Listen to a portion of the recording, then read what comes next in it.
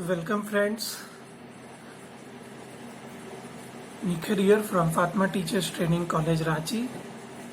जैसा कि आप लोग जान रहे हैं, हम लोग जैक के डीएलएड के सिलेबस पर आधारित शिक्षा मनोविज्ञान के अलग अलग टॉपिक्स पे लगातार डिस्कस कर रहे हैं।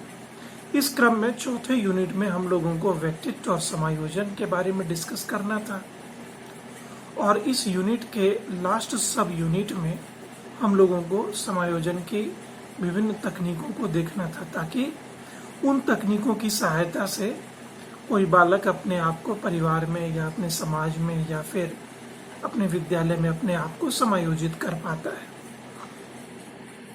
फ्रेंड्स, तो इन सारे टेक्निक्स को डिस्कस करने के बाद एक महत्वपूर्ण प्रश्न ये उठता है कि विद्यालय और परिवार, इन दोनों का, विद्यालय के साथ शिक्षक भी जुड़े हुए हैं, तो शिक्षकों का किसी भी बालक के समायोजन की योग्यता के विकास में क्या योगदान होता है या उनका क्या दायित्व बनता है। ये एक रिलेवेंट क्वेश्चन है, और ये सिर्फ डीएलएड के लिए ही नहीं, बाकी सारे स्टूडेंट्स के लिए भी समान रूप से उपयोगी है। क्योंकि अगर आप एक टीचर बनना चाहते हैं, एक सफल शिक्षक, तो इन सारे गुणों का समावेश आपके अंदर होना चाहिए।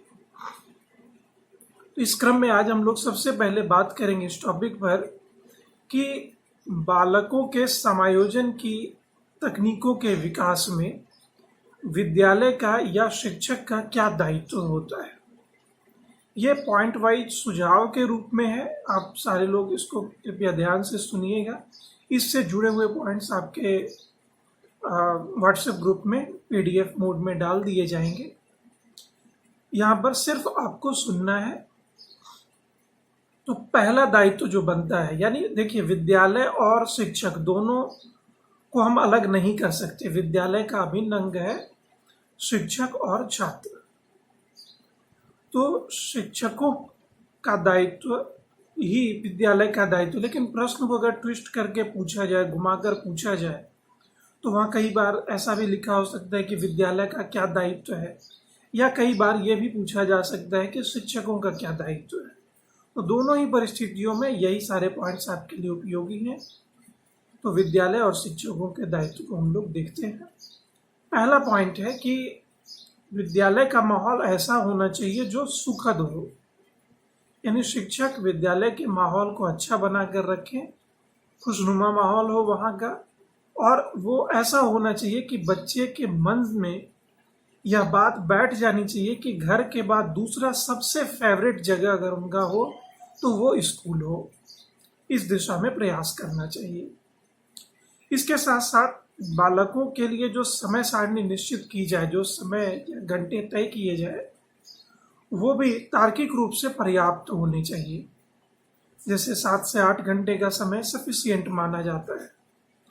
बहुत जगहों पर 6 घंटे का ही विद्यालय लगाया जाता है। तो उस परिस्थिति में आप देखेंगे क्लाइमेटिक कंडीशंस और पेरेंट्स के एक्सपेक्टेशंस क्या हैं, उसके अकॉर्डिंग। लेकिन अच्छा होता है कि अगर एक तार्किक समय दिया जाए उनको। इसमें भी आपको ध्यान रखना है कि आधा समय स्टडी के ऊपर फोकस हो और आधा समय एक्टिविटी के ऊपर फोकस्ड हो। क्योंकि बहुत सारे स्टूडेंट जो किताब, कॉपी और जो हमारा पारंपरिक तकनीक है उसके द्वारा चीज़ों को नहीं सीख पाता है, तो वो स्टूडेंट एक्टिविटीज के द्वारा आसानी से सीख जाता है किसी भी चीज़ को।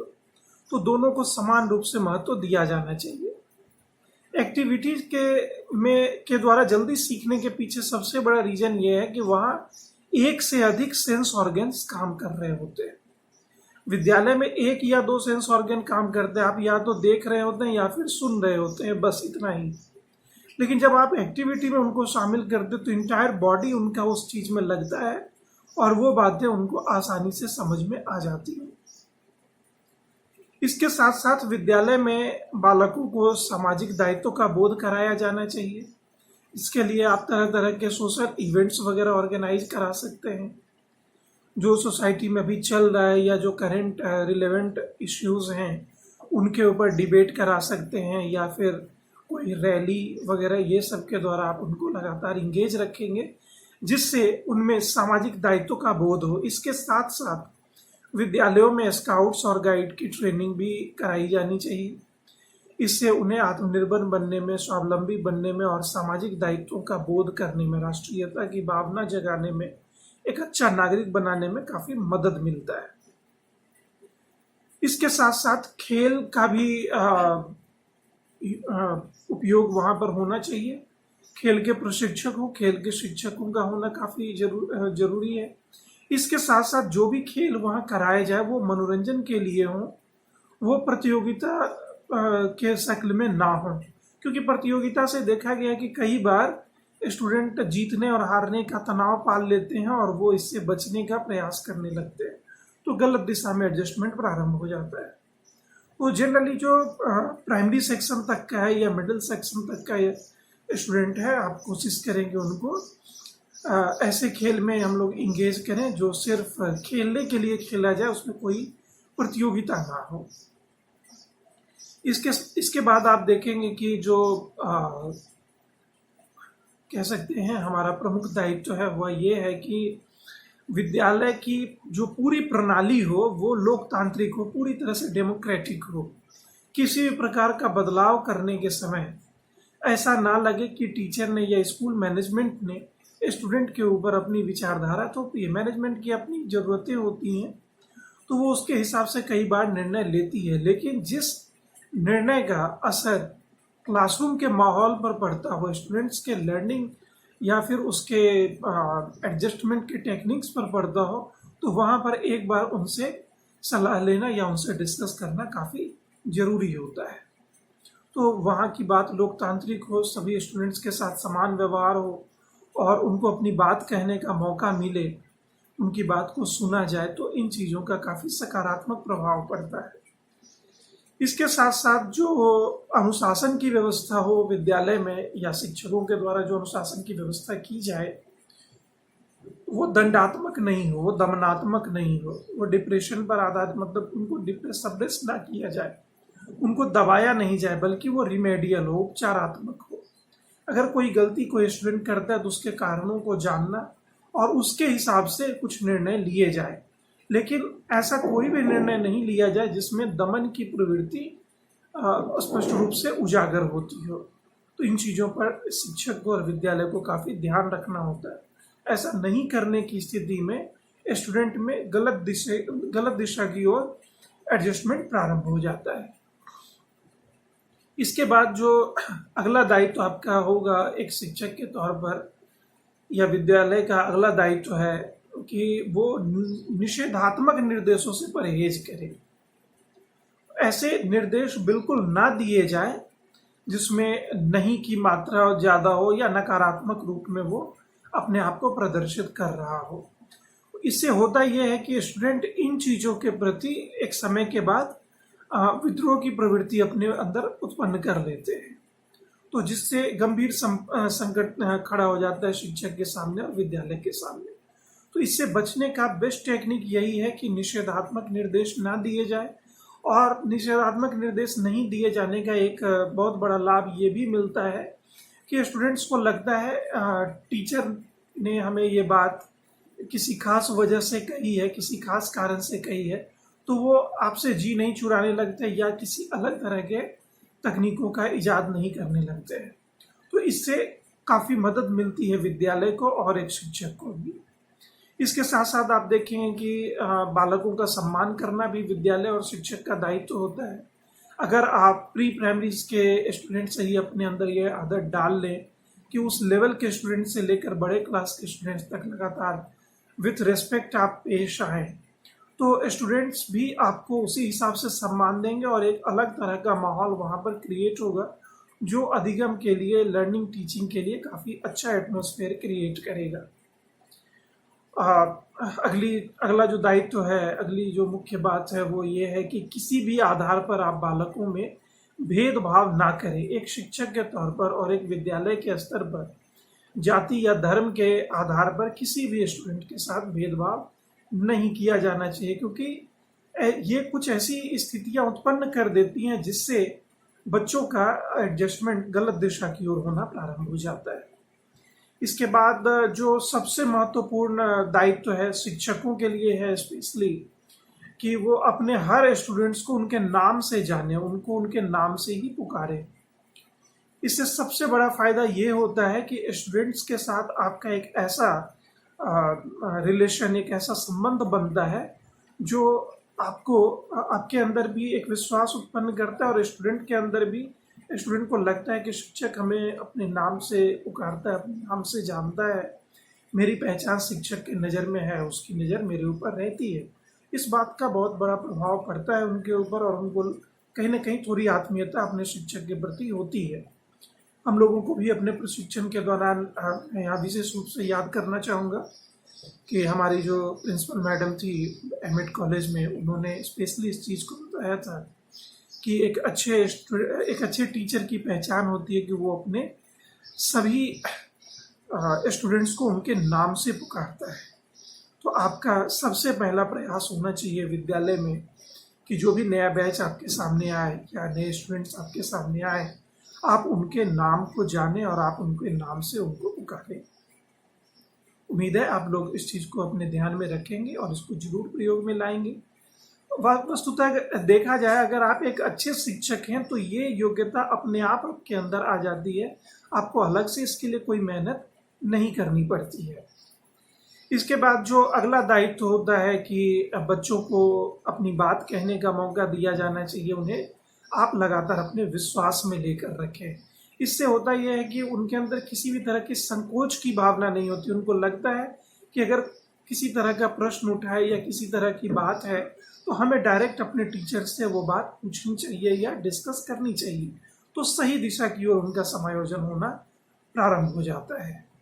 इसके साथ साथ आप देखेंगे कि एक टीचर के तौर पर आपको कभी भी किसी स्टूडेंट का मजाक नहीं बनाना चाहिए, उसका उपहास नहीं करना चाहिए। इससे स्टूडेंट आपका सम्मान भी करेंगे और अगर आप उपहास करते हैं तो स्टूडेंट उससे नकारात्मक रूप में लेते हैं। कल को वो अपनी बात को कहने से पहले 10 बार सोचेंगे, वो पीछे हट जाएंगे।